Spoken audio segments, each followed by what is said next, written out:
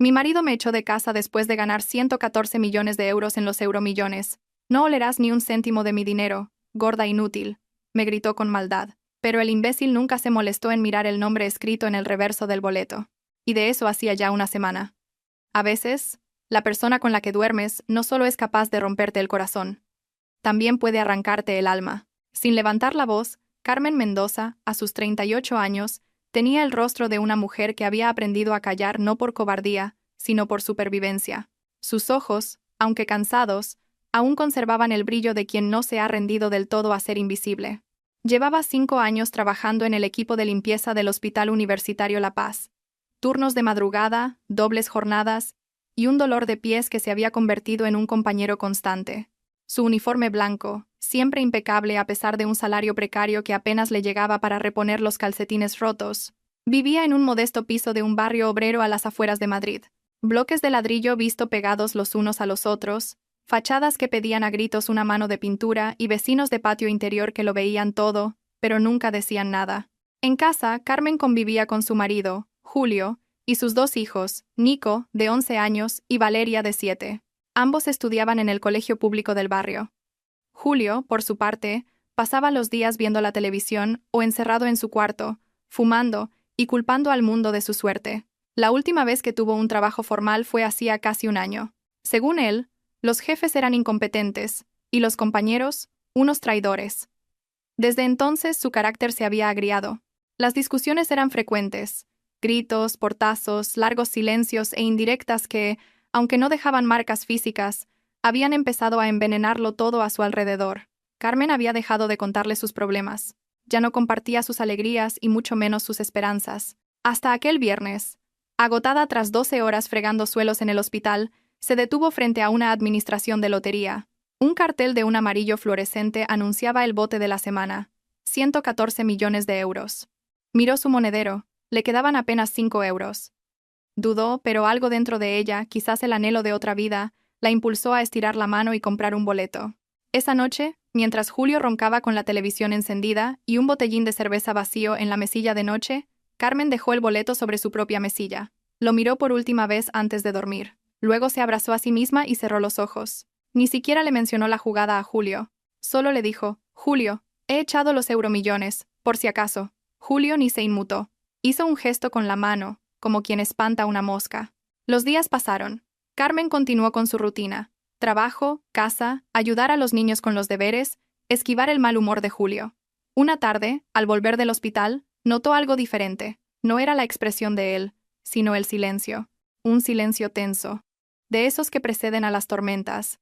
Julio estaba sentado en el comedor, inmóvil. Sostenía el boleto de lotería. La televisión estaba a todo volumen, en el canal de noticias. La combinación ganadora del sorteo de euromillones es 9, 18, 23, 41, 46.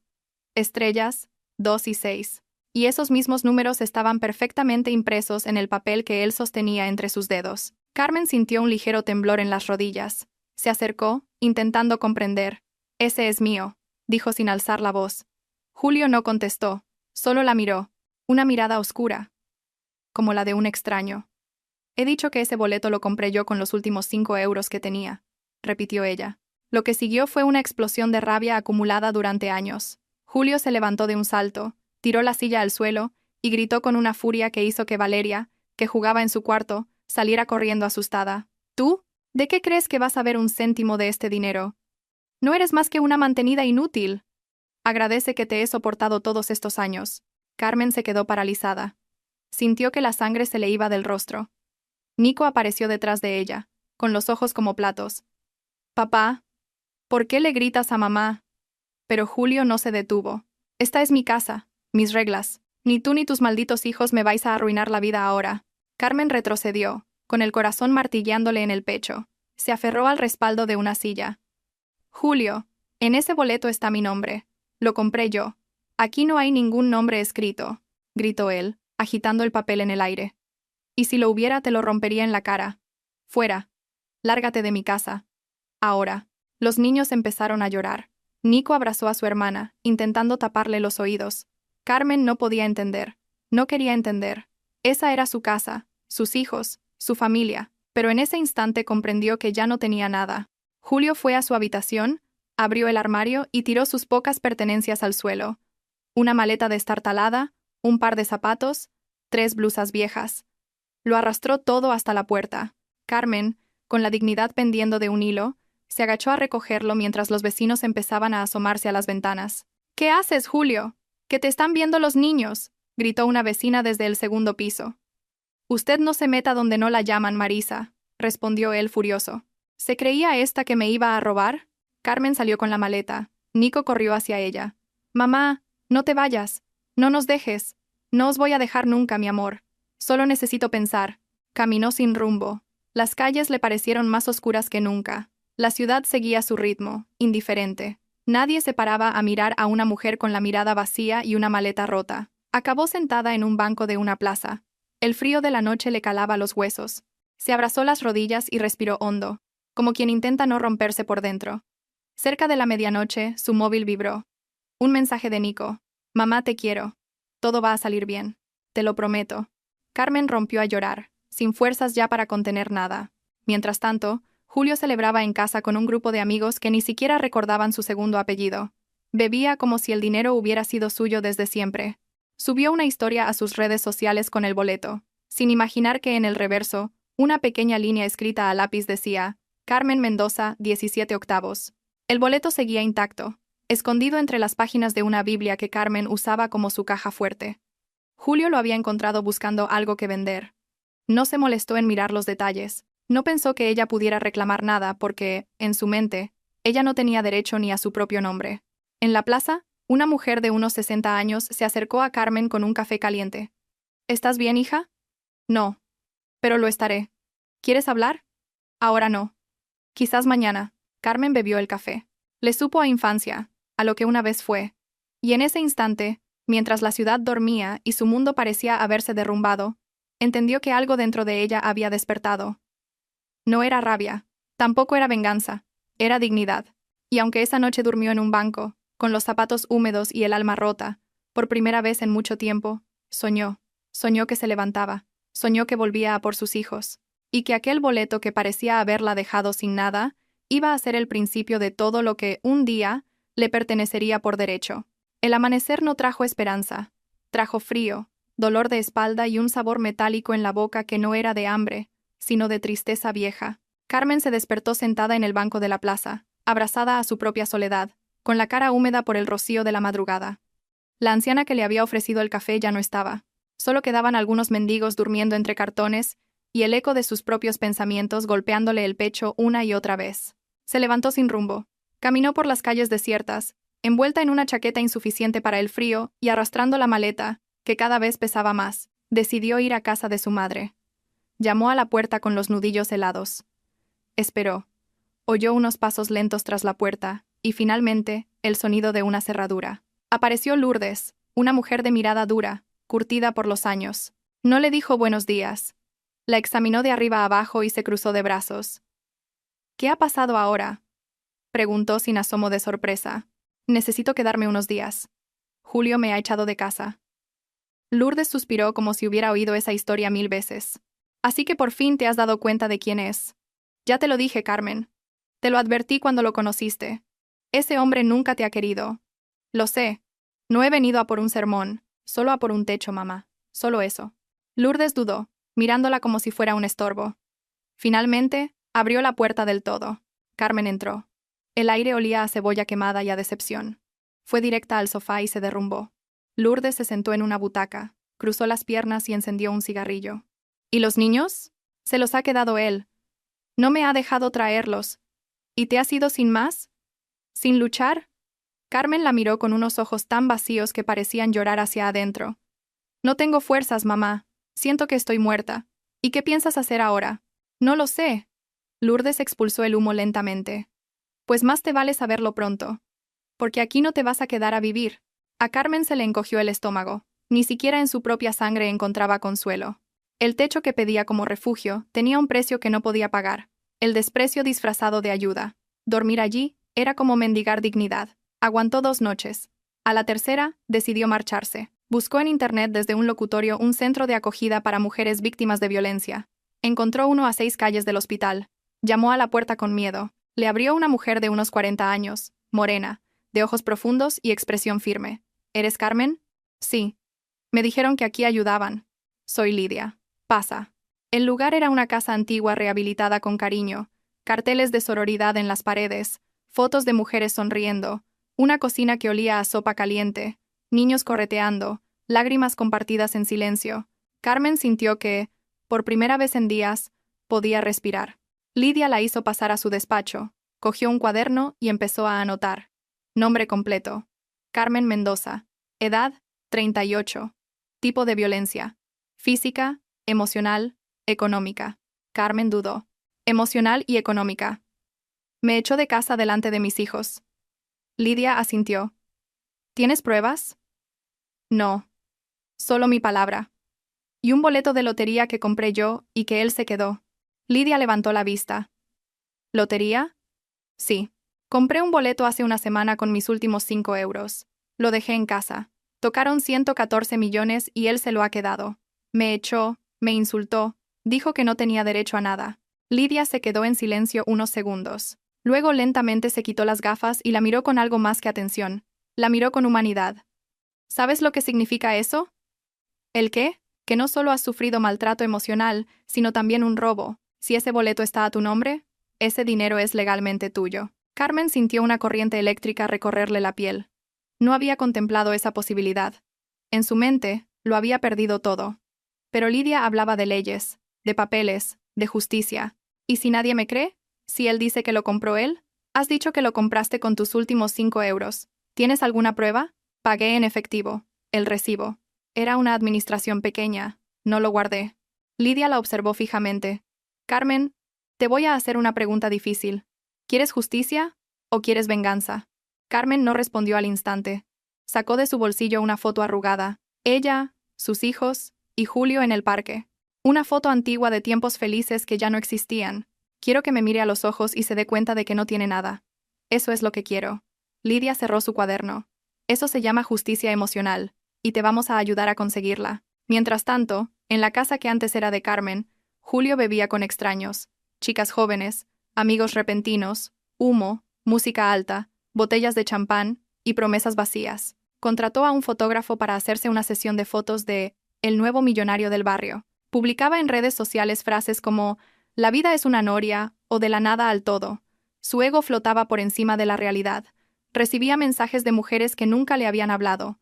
Le invitaban a cenas, le adulaban. Se compró un deportivo sin saber conducir. Contrató un chofer. Llevaba relojes falsos y cadenas de oro prestadas. Se convirtió en un personaje viral, pero empezaron a llegar las llamadas. Primero, anónimas. Luego, insistentes. Al principio pensó que eran bromas. Luego empezaron a dejarle mensajes que le inquietaban. Sabemos que ese boleto no es tuyo. Disfruta mientras puedas. El dinero no limpia la conciencia. La verdad siempre sale a la luz. Julio empezó a cambiar las cerraduras, a instalar cámaras. Se volvió paranoico. No dormía. Sospechaba de todos, incluso de su propio hermano, Damián, en quien había confiado la gestión de parte del dinero. Damián, con su sonrisa de serpiente, había empezado a desviar fondos sin que Julio, obnubilado, se diera cuenta. Pero él aún no lo sabía. Carmen, en el centro de acogida, pasaba las noches con otras mujeres. Historias peores, dolores similares. Una de ellas tenía una cicatriz en la frente. Otra llevaba semanas sin hablar. Lidia organizaba charlas, talleres, espacios seguros. Poco a poco, Carmen empezó a reconstruirse. Aprendió sobre derechos, sobre procesos judiciales. Se enteró de que si podía demostrar que ella había comprado el boleto, podría reclamar la totalidad del premio. Recordó entonces que, por costumbre, había escrito su nombre a lápiz en el reverso del boleto, un detalle que podía cambiarlo todo. Lidia sonrió cuando se lo contó. Ese nombre escrito puede ser la clave. ¿Estás dispuesta a luchar? Sí. Entonces, hagámoslo bien, sin escándalos, sin vísceras, con inteligencia. Carmen escribió una carta para sus hijos. Aún no podía verlos, Julio no lo permitiría, pero quería que supieran que no los había abandonado. Lidia consiguió hacérsela llegar a través de una vecina del barrio, una mujer que también había sufrido violencia en el pasado y ahora se había convertido en una aliada silenciosa. Valeria lloró al leerla. Nico la guardó bajo la almohada. Carmen empezó también a construir su nueva identidad, no solo legal, sino interna. Ya no era la esposa humillada. Era la mujer que había decidido renacer de sus cenizas. Empezó a escribir en un cuaderno, a hablar con otras mujeres, a sanar. Una noche, Lidia entró en el comedor y encendió la televisión. Salía Julio en las noticias. El nuevo rico, el hombre tocado por la fortuna, el ahora empresario de criptomonedas. Carmen lo miró en silencio. ¿Qué sientes al verlo así?, preguntó Lidia, como si todo fuera una película. Pero esta vez, no quiero ser la víctima, quiero ser la guionista. Lidia le entregó un sobre. Esto es para ti. Es la copia de la demanda que vamos a presentar. Pero hay algo más. Carmen la miró con atención. ¿El qué? Una periodista se ha interesado por tu caso. Quiere contar tu historia de forma anónima, como parte de una campaña sobre violencia económica. ¿Aceptarías? Carmen dudó. Luego asintió. Que el mundo lo sepa, porque lo que él me hizo a mí, se lo ha hecho a muchas otras. Esa noche Carmen volvió a soñar, pero ya no soñaba que se levantaba. Ya estaba de pie. Soñó que corría, y que sus hijos la esperaban en una casa nueva, que la vida, aunque cruel, todavía podía ser justa. Y al otro lado de la ciudad, Julio se despertó sudando tras una pesadilla en la que lo perdía todo frente a una multitud que se reía de él. La batalla solo acababa de empezar, y él ni siquiera lo sabía. Julio se despertó empapado en sudor, con las sábanas pegadas al cuerpo y un zumbido constante en los oídos. Había soñado que estaba en medio de una plaza, desnudo, y que el boleto de lotería se derretía en sus manos. A su alrededor, una multitud se reía de él, lo señalaba, le gritaba ladrón, se levantó de golpe, sin mirar la hora, y fue al baño. El espejo le devolvió una imagen cansada. Ojeras, nuevas arrugas, y un aire desaliñado que ya no podía ocultar con gomina ni colonias caras. Se echó agua fría en la cara, y volvió a la cama. Una chica joven, con el cuello lleno de tatuajes, dormía a su lado. Ni siquiera recordaba su nombre. Habían pasado tantas por su cama en esas semanas que había perdido la cuenta. Mujeres que llegaban y se iban como el humo de los cigarrillos que ahora fumaba sin parar. El dinero lo había convertido en una caricatura de sí mismo. Tenía coches, relojes brillantes, una casa nueva en una urbanización privada, aunque aún no la había terminado de pagar. Firmaba contratos sin leer, recomendado por gente que apenas conocía. Amigos del barrio que aparecieron de repente con sonrisas de hiena y promesas de multiplicar su fortuna, y él les creyó. Le llamaban empresario, inversor, y él sonreía como un niño con un juguete nuevo. Todos querían estar cerca del nuevo millonario, aunque nadie lo respetara de verdad. Su hermano Damián fue uno de los primeros en llegar.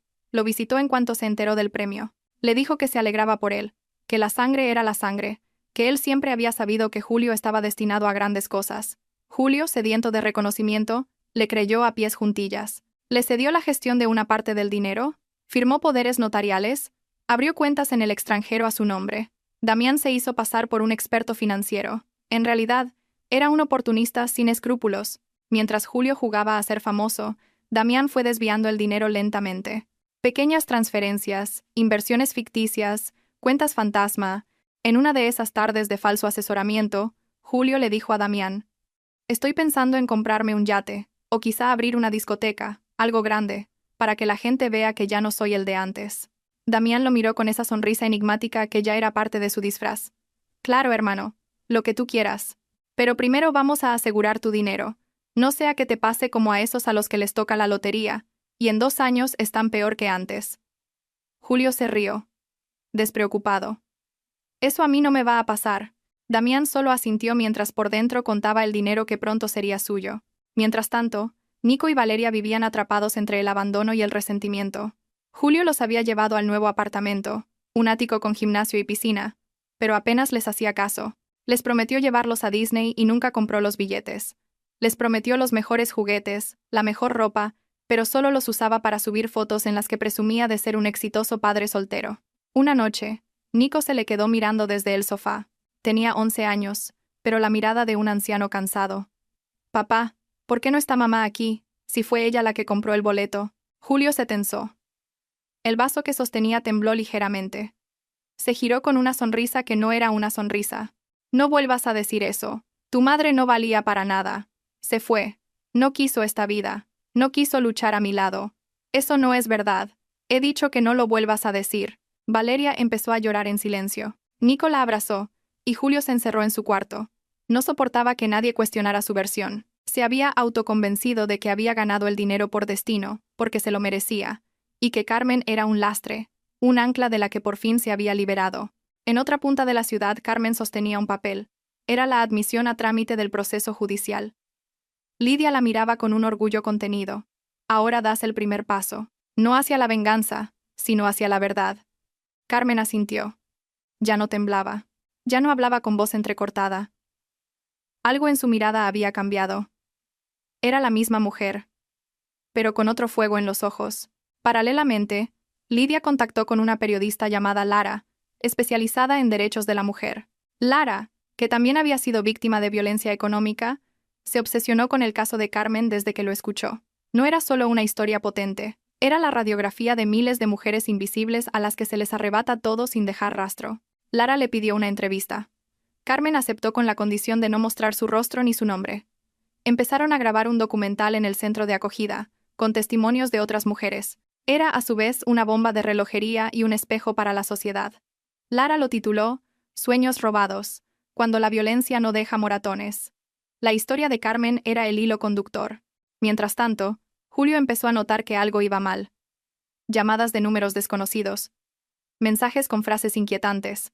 Una noche encontró en la puerta de su apartamento un papel con una sola palabra escrita a mano: ladrón. Ni siquiera era un insulto elaborado. Era un desprecio directo. Entró en el apartamento como un huracán. Lo revisó todo. Gritó. Golpeó la mesa. Nico lo miraba desde el pasillo. ¿Qué pasa, papá? Nada. Vete a dormir. Pero Julio no pudo dormir, ni esa noche ni las siguientes. Su paranoia crecía. Instaló alarmas. Le pidió a Damián que investigara si alguien le estaba boicoteando. Damián le dijo que no se preocupara. Pero al día siguiente, la cuenta principal del banco reflejó movimientos extraños. Llamó al banco. No entendió nada de lo que le decían. Hablaban de transferencias a una cuenta internacional a nombre de una sociedad que no conocía. Llamó a Damián. No contestó. Carmen, por su parte, recibía mensajes de apoyo de otras mujeres que habían visto el avance del documental. Mujeres de barrios humildes, de oficinas, de pueblos. Le decían que se sentían representadas, que les devolvía la fuerza. Carmen empezó a sentir que su historia ya no era solo suya. Era parte de algo más grande. La abogada que Lidia le recomendó confirmó que si probaban que Carmen había comprado el boleto, Julio no solo podría perder el dinero, sino que podría enfrentarse a cargos por enriquecimiento injusto. Todo dependía de una prueba. El nombre escrito en el reverso. Lidia cogió el teléfono. Llamó al notario que se encargó de validar el boleto cuando se cobró. ¿Recuerdas si había algo escrito en el boleto? No me fijé, la verdad. Solo en los números del anverso. Pero si lo había, debería estar archivado. Tengo que verificarlo. El notario colgó. 2 días después, volvió a llamar. Sí. El boleto se escaneó por ambas caras. Hay un nombre escrito a lápiz, casi borrado. Pone Carmen Mendoza. Y una fecha. Lidia sonrió como quien ve una grieta en un muro de cemento. Carmen se tapó la boca y lloró en silencio. Era real. Tenía la prueba, la definitiva. Julio, por su parte, recibió una carta esa semana. Un sobre blanco, sin remitente visible. Dentro, una notificación del juzgado. Una demanda por apropiación indebida. El nombre de Carmen estaba escrito en mayúsculas en el documento. El resto se volvió borroso ante sus ojos. Se quedó inmóvil, sin aire. Se encerró en el baño. Se miró al espejo. El mismo espejo donde meses atrás se había sentido invencible. Esa cara era ahora la de un hombre derrotado antes de empezar la batalla. Marcó el número de Damián. Sonó 2 veces. Luego, una grabación automática respondió. El número que ha marcado no existe. Llamó al banco. Le informaron de que Damián había vaciado la segunda cuenta 3 días atrás. Julio sintió que las piernas le fallaban. Se apoyó en el lavabo.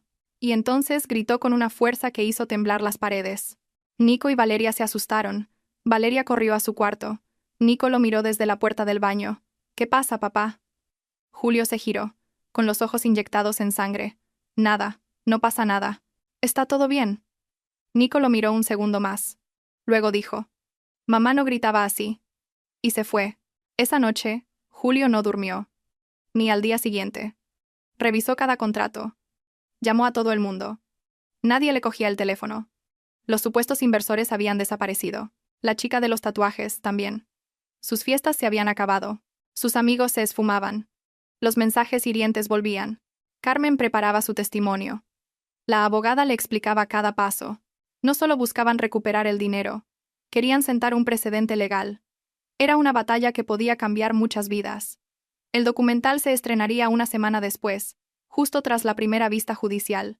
La máscara del éxito empezaba a resquebrajarse. Julio ya no podía sostener la mentira, y ni siquiera imaginaba lo que estaba por venir.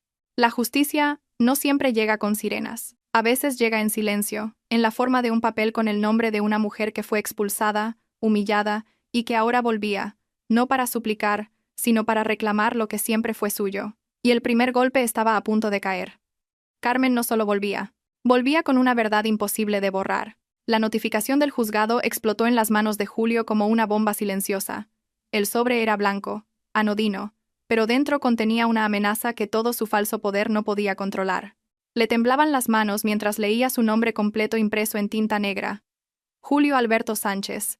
Demandado por enriquecimiento injusto, violencia económica y emocional. Debajo, el remitente no era un bufete cualquiera. Era el nombre de la mujer que él había borrado de su vida como si fuera suciedad. Carmen Mendoza. Gritó. Lanzó el sobre contra la pared. Caminó de un lado a otro como un animal enjaulado. Llamó al abogado que le había ayudado a cerrar algunos contratos dudosos cuando empezó a mover el dinero sin declararlo. Pero esta vez, la voz al otro lado de la línea fue seca, distante. Esto es diferente, Julio. No me meto en casos de violencia, y menos si hay pruebas legales. Te pago. Arréglalo. Ya no. Lo siento. Estás solo en esto. Y colgó. Julio lanzó el móvil al suelo, que se partió en 3 trozos. Luego se miró las manos, abiertas, vacías. Sintió que todo se le escapaba, que cada decisión que había tomado desde que tuvo aquel maldito boleto en las manos lo había acercado más al precipicio. En el otro extremo de la ciudad, Carmen sostenía su declaración jurada. Era un simple papel, pero cada palabra escrita en él era una herida que cicatrizaba. Lidia estaba a su lado, en silencio, como solía hacer cuando el silencio era más importante que cualquier discurso. Fuera, en la sala de espera del juzgado, varios periodistas aguardaban el inicio de una vista que ya era tendencia en redes sociales. El documental sobre Carmen había estallado. Se compartía en grupos de mujeres, en universidades, en medios alternativos. Miles de personas comentaban, lloraban, se indignaban. Algunas incluso la llamaban símbolo de la resistencia. Pero Carmen no quería ser un símbolo de nada.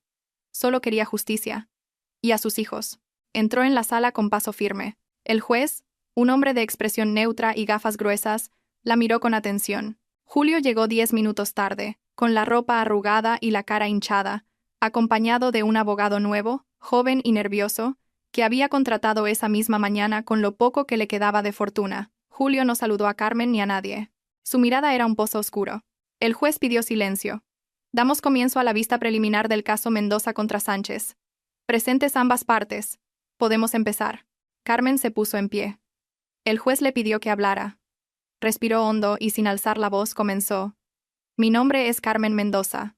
Soy madre, mujer y superviviente. Durante años viví al lado de un hombre que me hizo creer que yo no valía nada, que todo lo que hacía era inútil, que mi trabajo no era un trabajo real, que mis decisiones no importaban. Cuando compré aquel boleto de lotería, lo hice soñando con darles una vida mejor a mis hijos. Nunca imaginé que sería el arma que él usaría para destruirme. No quiero su dinero. No me interesa. Quiero recuperar a mis hijos. Quiero que se enfrente a la justicia por todo lo que me arrebató en silencio. Porque la violencia económica también es violencia. Porque a muchas mujeres como yo nos roban cada día sin que nadie nos escuche. Se detuvo.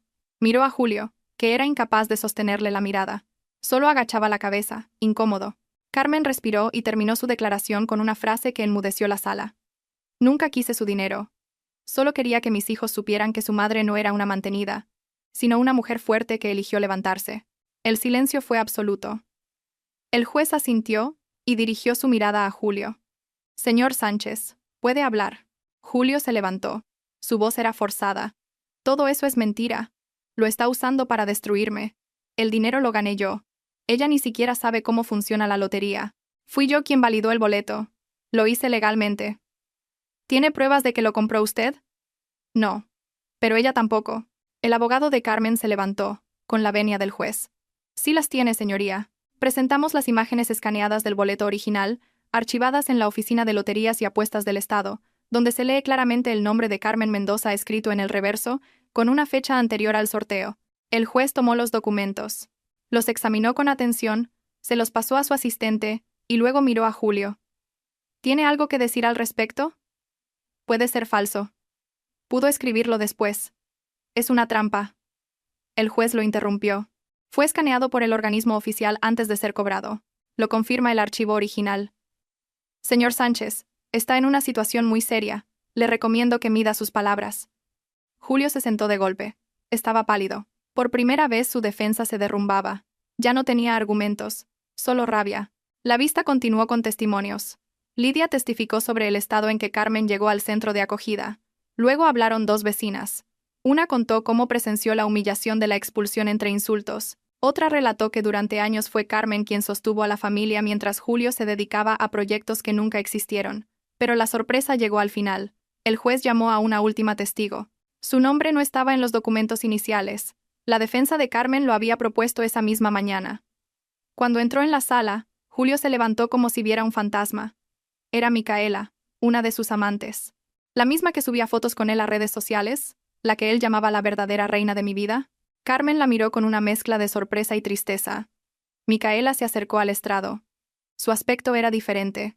Iba sin maquillar, con ropa sencilla y los ojos tristes. El juez le pidió que hablara. Conozco al señor Sánchez desde hace 5 meses.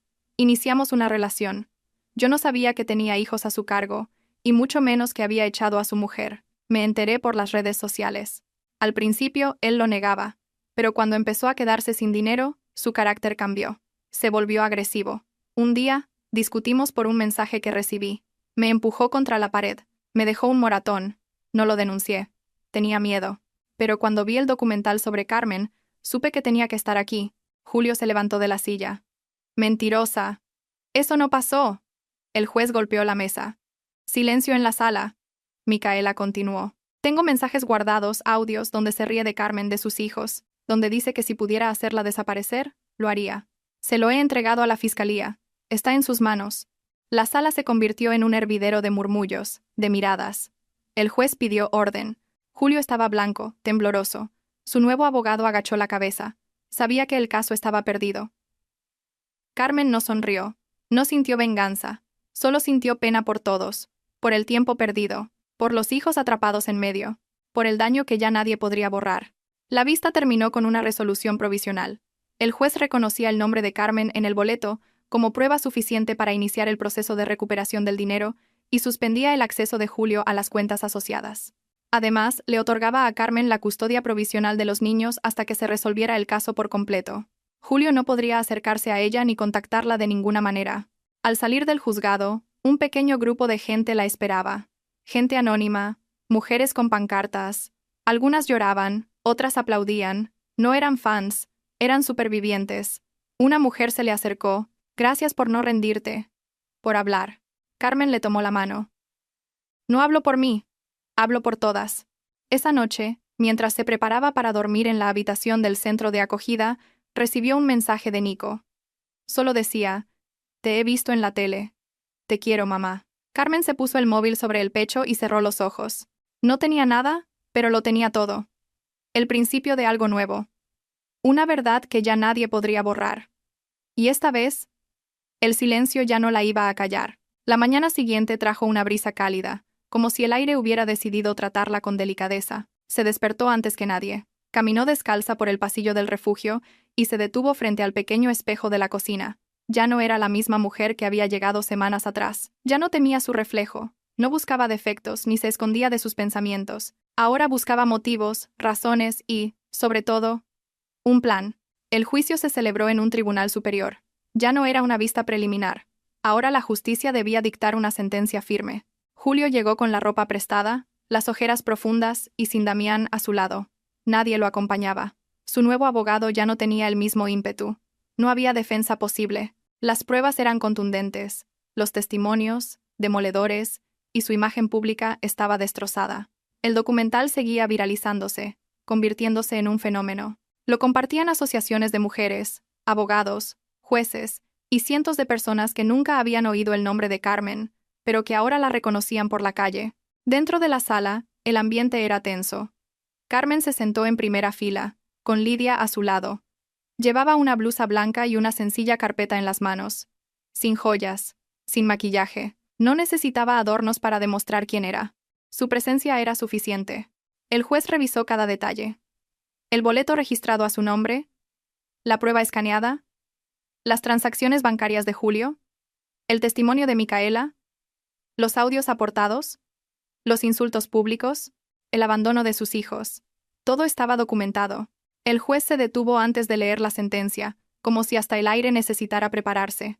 En base a las pruebas presentadas y los testimonios recabados, este tribunal determina que el señor Julio Sánchez es culpable de enriquecimiento injusto, conducta fraudulenta y violencia económica y emocional contra la señora Carmen Mendoza, se le condena al pago de una cuantiosa multa en concepto de indemnización, se congelan todas sus cuentas bancarias y se ordena el embargo inmediato de la propiedad sita en la urbanización privada de Las Lomas. Además, se establece una orden de alejamiento por la cual el acusado no podrá acercarse a menos de 300 metros de la señora Mendoza o de sus hijos durante un periodo no inferior a 5 años. Julio no dijo nada, solo agachó la cabeza.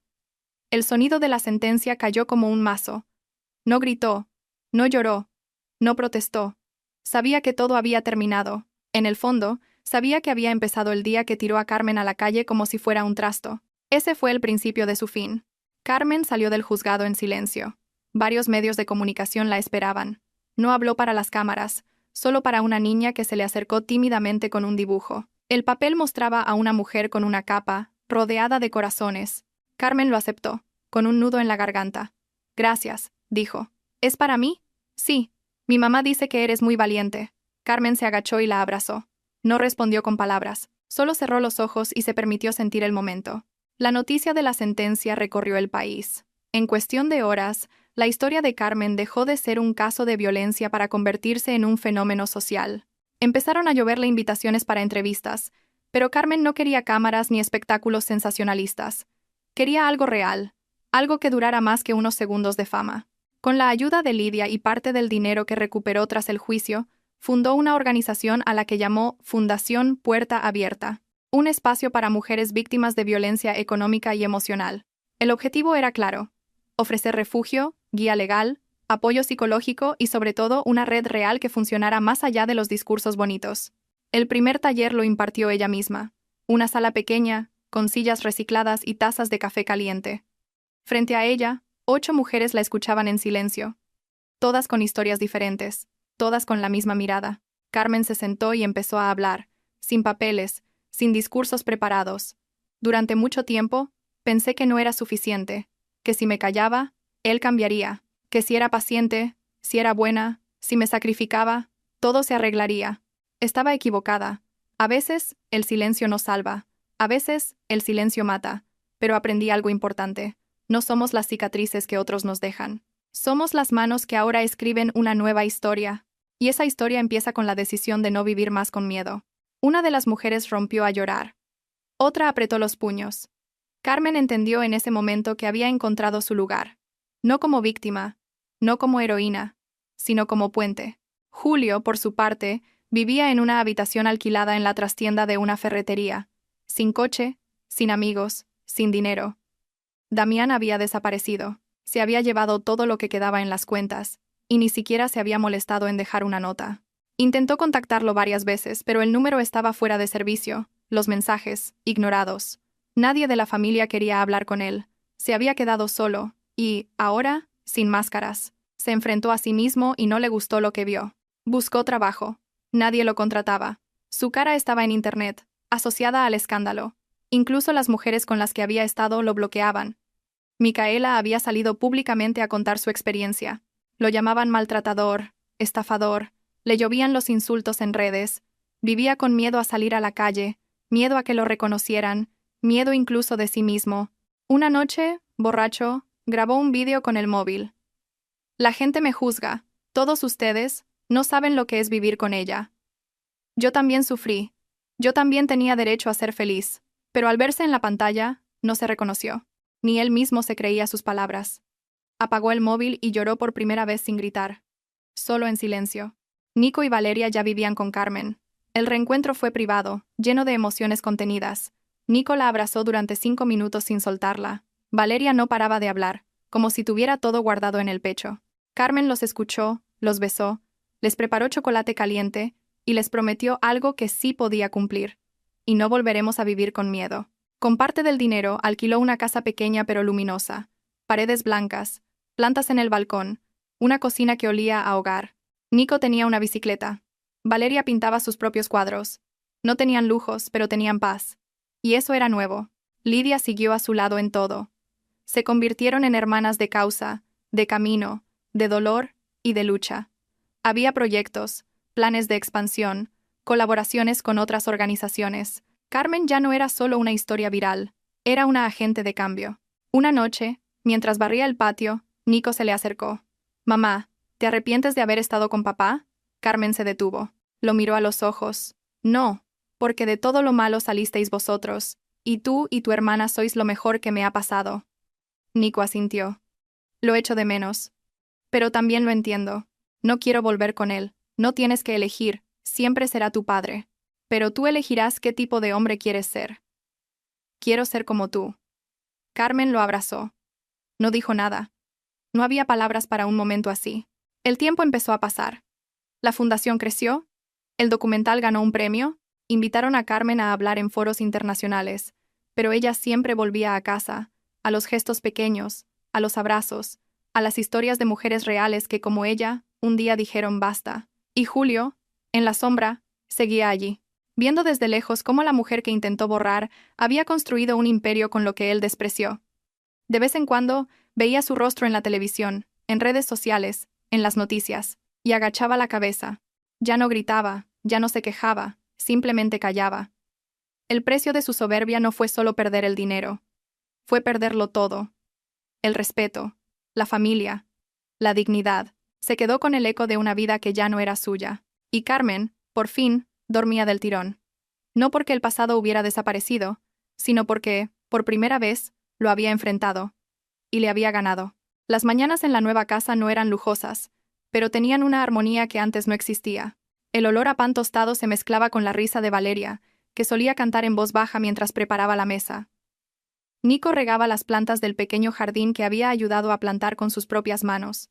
Era una casa sencilla, de paredes claras y grandes ventanas, pero cada rincón hablaba de reconstrucción, de amor replantado después del desastre. Carmen caminaba descalza por el suelo de madera, con una taza de café en la mano, el pelo suelto y la cabeza alta. Había comprado esa casa con parte del dinero recuperado, pero no era el dinero lo que la hacía valiosa, sino todo lo que había costado llegar hasta allí. Cada baldosa puesta, cada mueble elegido, simbolizaba la libertad. Fuera, el sol empezaba a despuntar y el mundo seguía girando, pero ahora, por primera vez en mucho tiempo, giraba sin aplastarla. La Fundación Puerta Abierta había crecido más allá de sus sueños.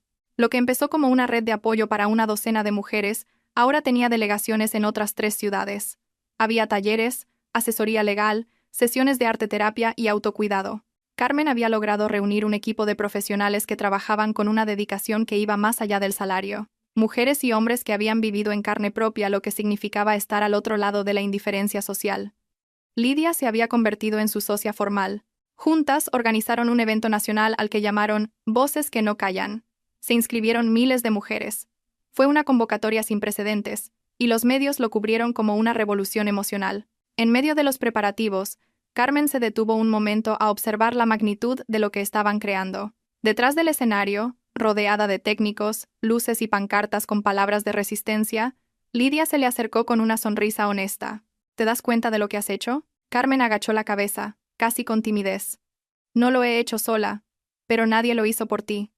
En el escenario, el equipo ajustaba los últimos detalles. Carmen respiró hondo. Era la primera vez que hablaría ante tanta gente, no como la víctima, sino como la persona que había convertido su dolor en fuerza. Mientras tanto, en una habitación de alquiler semanal en un edificio decrépito, Julio intentaba hacer una transmisión en vivo desde su viejo móvil. La pantalla estaba sucia, el micrófono fallaba, y su voz sonaba vacía, como la de un actor que se repite sin convicción. «Hola amigos, estoy aquí para contar mi verdad. Muchos me han juzgado, pero nadie sabe lo que de verdad pasó». Cerró los ojos y, al mirar el contador de espectadores de la transmisión, vio el número 0. Nadie lo escuchaba, nadie lo buscaba. Los pocos que aún recordaban su nombre lo hacían por la vergüenza. Se había convertido en un chiste en redes sociales, el símbolo de la arrogancia derrotada. Había incluso memes con su cara y frases hirientes como Cuando tu ego no puede pagar el alquiler. La misma gente que antes lo adulaba ahora se reía de su caída. Damián nunca apareció. Había desaparecido con lo último que quedaba en las cuentas. Los contratos que Julio firmó sin leer ahora lo ataban a deudas que no entendía. Lo había perdido todo, pero lo que más le dolía era saber que nadie lo echaba de menos. Una vez al mes, escribía mensajes a Nico y Valeria. No respondían. Nunca. Carmen no se lo prohibía, pero los niños ya no querían contacto. Nico, al ver los mensajes, simplemente los borraba. Valeria ni siquiera los leía. Para ellos, el padre que los había repudiado había dejado de existir. El evento Voces que no callan fue más grande de lo esperado. El auditorio, con más de 3.000 mujeres, estaba lleno. Carmen subió al escenario entre aplausos. No llevaba un discurso escrito. Habló desde el alma. Nos enseñaron a callar, a aguantar, a disculpar. Nos dijeron que la violencia solo importa si hay sangre, pero la sangre no siempre se ve. A veces te desangras por dentro y nadie se da cuenta. Yo viví muchos años en silencio, pensando que el amor era sacrificio, que era normal estar rota, que el miedo era parte de ser mujer, hasta que me vi en un banco de un parque, con una maleta rota y la dignidad hecha añicos, y ese día decidí que nadie más contaría mi historia por mí. Ese día empecé a escribirla yo. Hubo un silencio absoluto. Algunas lloraban. Otras se cogían de la mano. Luego, el auditorio estalló en aplausos. Había gritos de apoyo, nombres que Carmen no conocía, pero que la abrazaban con la mirada. Después del evento, una editorial la contactó para convertir su historia en un libro. Carmen dudó, no por pudor sino por respeto.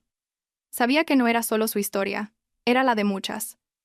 Aceptó con la condición de incluir testimonios reales de otras mujeres. El libro se tituló Las cosas que callamos en nombre del amor. Fue un éxito inesperado. Las redes sociales la bautizaron como la mujer que derrotó el ego de un millonario. A Carmen no le gustaba el título. Sentía que simplificaba todo a una simple disputa con Julio, pero entendía que, para muchas, su historia representaba una batalla ganada en nombre de todas las que no pudieron contarla. El libro se tradujo a 3 idiomas. Se leyeron fragmentos en universidades. Se convirtió en tema de debate. Pero Carmen seguía yendo cada mañana al centro social, preparando café, escuchando historias, acariciando silencios. Una noche, mientras ordenaba unos libros en la biblioteca de la fundación, Nico entró en la sala. Ya tenía voz de adolescente. El cambio era evidente, pero conservaba esa mirada profunda, tan parecida a la de su madre. «Mamá, ¿puedo preguntarte algo?» «Claro. ¿Eres feliz?» Carmen se quedó quieta. Pensó en todo lo que había pasado. En las noches sin dormir, en los insultos, en el juicio, en las mujeres que había abrazado, en sus hijos creciendo sin miedo. No respondió sí. Respondió, «Estoy en paz, que es mejor que ser feliz, porque la paz nadie te la puede quitar». Nico sonrió. No dijo nada más. Se acercó y la abrazó con fuerza. Mientras tanto, en su habitación, Julio veía un fragmento del evento por internet. Había llegado a él por casualidad. Le temblaba la mano mientras veía a Carmen en el escenario. Luminosa, aplaudida, en su rostro ya no había rabia, solo un vacío inmenso. Apagó el móvil y se quedó en silencio. Recordó las veces que le había dicho que no servía para nada, que nadie la escucharía, que estaba sola. Y ahora, el que estaba solo, era él. La vida no se lo había quitado todo como un castigo. Se lo había quitado para demostrarle que no se puede construir una casa con cimientos de desprecio. Carmen, por su parte, volvió a su hogar esa noche. Preparó el postre favorito de Valeria, ayudó a Nico con un trabajo del instituto, y luego se sentó en el porche, con una manta sobre las piernas y una taza de té. La luna estaba llena, la brisa era suave, y por primera vez en años, no sintió miedo, ni ansiedad, ni culpa, solo gratitud. Porque al final, cuando la vida te lo arrebata todo, también te da la oportunidad de reconstruirte desde la verdad, y esa verdad, aunque duela, al final siempre te hace libre. Carmen se despertaba antes del amanecer, como hacía desde hacía meses. Ya no por ansiedad ni por costumbre, sino por elección. Le gustaba ese momento del día en que el mundo aún no se ha despertado de sus propios ruidos. Se ponía la bata, preparaba un café y salía al porche en silencio. El aire fresco de la mañana le acariciaba el rostro con suavidad, como si la vida, en un gesto silencioso, le recordara que seguía ahí, que ahora era suya. Tenía 41 años. Su rostro había cambiado, no por las arrugas, sino por la serenidad. Ya no tenía que defenderse de todo. Ya no cargaba con la necesidad de demostrarle nada a nadie. Había descubierto que el verdadero éxito no era el reconocimiento, sino la calma. No la venganza, sino la dignidad. Ese día, sin planearlo, abrió un cuaderno nuevo. En la primera página escribió: «Carta para la que fui. Y para la que vendrá después de mí». Y empezó a escribir sin filtros, como si su alma le dictara. No para publicar, no para dar discursos, sino para dejar algo que quizás alguien leería cuando más lo necesitara. Querida tú. Sí, tú. La que calla, la que aguanta, la que sonríe para no molestar. La que dice no es para tanto mientras siente que el alma se le parte en 1000 pedazos. Yo también fui esa, la que justificaba los gritos, la que se culpaba de todo, la que creyó que amar era desaparecer. A ti te hablo. No estás sola. No estás loca. No estás exagerando. Solo estás atrapada en una mentira que nos enseñaron desde niñas, que ser una buena mujer es aguantar. Y no. Aguantar no es amor. Callar no es paz. Ceder no es equilibrio. Aprendí que nadie tiene derecho a pisarte, ni con palabras dulces, ni con palabras afiladas. Aprendí que el dinero, el miedo, el qué dirán, no son cadenas, son excusas que la sociedad nos pone para mantenernos quietas. Pero el alma no nació para estar enjaulada. El alma, cuando grita, no pide ruido, pide libertad. Si estás leyendo esto y algo se mueve en tu pecho, escúchalo, porque ese temblor es tu señal. No estás sola. A mí también me tiraron a la calle, me llamaron mantenida, dudé de mí misma. Y aquí estoy. No porque sea fuerte, sino porque un día decidí dejar de mentirme. No busques venganza, busca la verdad. No sueñes con aplastar al otro, sueña con levantarte tú, porque quien camina sola, llega más lejos. Firmó la carta y la guardó. Pensó en publicarla. Aún no.